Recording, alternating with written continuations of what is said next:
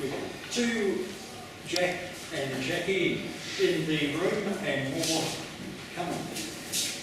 Thank you. And the technology is actually working, so miracle of miracles. So far. Oh, welcome everybody. I know that some of you, I'm Jackie, some of you were at Jack's lecture yesterday, so we don't want to kind of repeat everything that, I know we don't want to repeat everything we said, do we? But we think to bring everybody up to the same speed, we need to do a review. Remember that? Review the knowledge so you confirm it in your brain, and for people who haven't heard it, and it will bring you to where we are. So I've kind of coerced, asked people that were in the session if they could kind of share with everybody in kind of a pooling of the knowledge idea.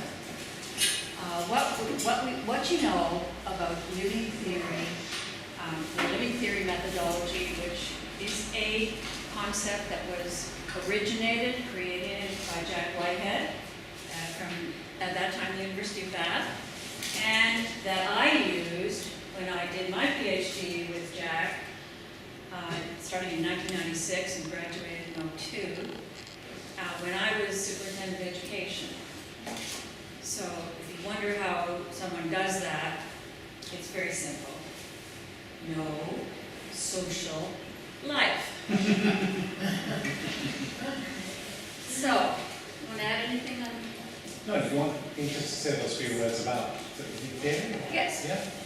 Yeah. What I did yesterday was just introduce the idea that from your action learning and your action research, where everybody in the room is really passionate about education and improving practice. And I think everybody here will ask that question, how do I improve what I'm doing? You will be continuously trying to improve your practice. Now, what I brought into, if you like, the action learning and action research was the idea that each one of us in this room can generate a valid explanation of our educational influences in our own learning and the learning of others, as well as the learning formations. And I refer to those as living educational theories. Okay, so it's really you generating your own explanation of your educational influence grounded in your values. And those are the explanatory principles that are used by living theory researchers. So let's just kind of do a check on what we know then. So what do you understand by living theory research? You want to keep me, Jackie? Well, I can say that it begins with being very clear within my mind about what my values are, what I care about in education, and that has shifted over the years as I have become clearer, as I've changed my perspective, as I've changed my jobs. But my values have always been the tunnel, or the door through which I was going towards improving my practice.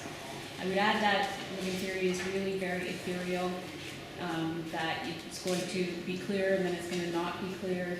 You think I've got it, and then you're not quite so sure. But there's a kind of confluence to it between values and practice and the validity of what you claim to be doing. Okay. You staying with us on that? What else did you learn from yesterday's panel and this morning to say what is living theory?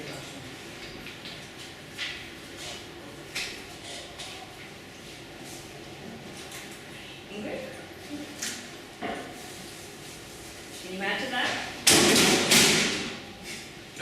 Is that the picture? Nice work. Can you add to what Judy said about living theory? No? Okay. Lori? Living theory?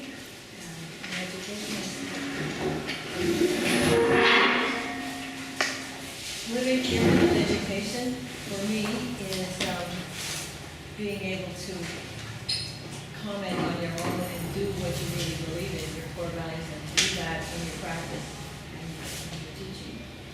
Okay. So that's what it is for me, that I would live what I believe. Well done. Very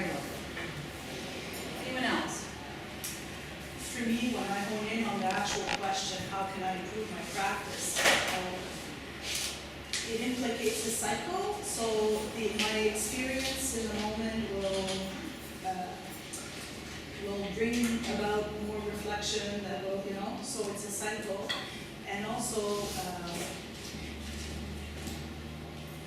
it's multidisciplinary, like it breaks barriers from like social science, psychology, it brings in a whole bunch of things.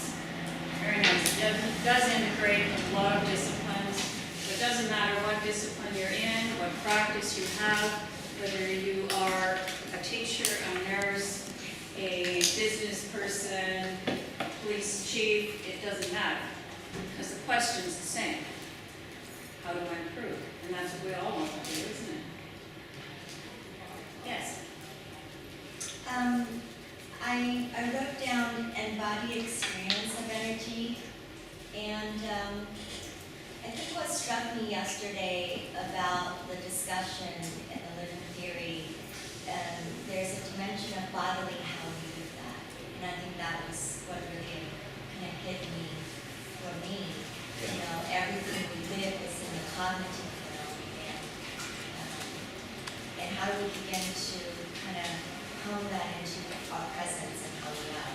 And I think that that's an important element of anything that we do in the realm of action research is how do we show up. And I think that really qualitatively impacts how we work with others. So that sort of sits very deeply with me. Yeah, it's really vital, this, because most of you, I imagine, have been influenced, as I was, by traditional social science research. In terms of the texts I read, they were all in relation to words defined in terms of other words.